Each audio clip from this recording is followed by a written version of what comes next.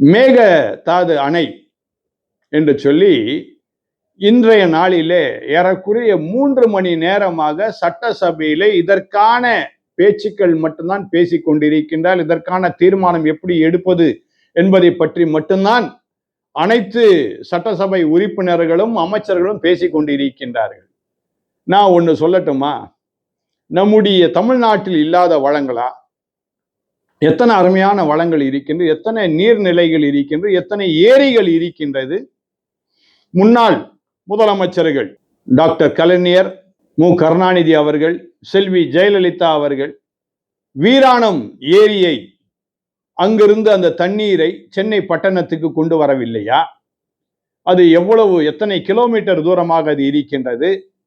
ஆக இப்படிப்பட்ட நீர்நிலைகள் அதை கண்டெடுத்து அதை தூர்வாரி மழை பெய்யும் பொழுது நீரை வீணாக கடலுக்கு செல்லாதபடிக்கு நாம் அணைகளை கட்டி அதை ஏரிகளுக்குள்ளே அதை அனுப்பி அதை சேமித்து அதற்கு உண்டான நீர்நிலைகளை வருடம் முழுவதும் தண்ணீரை அந்தந்த பகுதியிலே கொடுப்பதற்கு வசதியாக நாம் என்ன செய்யலாம்?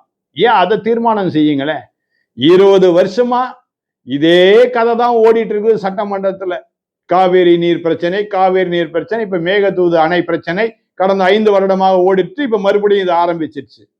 ஏங்க, இதுக்கா சட்டசபைக்கு போறீங்க? மக்களுக்கு சேவை செய்வதற்கு ஏதாவது சொல்லுங்க. உடனே சொல்லுவீங்க பல லட்சம் விவசாயிகள் தான் பயனடைவார்கள். வீணா சும்மா கற்பனையில பேசிட்டு இருக்காதீங்க. செயலாக்கும் முறையை செயல்படுத்த முன்னெடுங்கள், காரியங்களை செய்யுங்கள். அது நல்லது.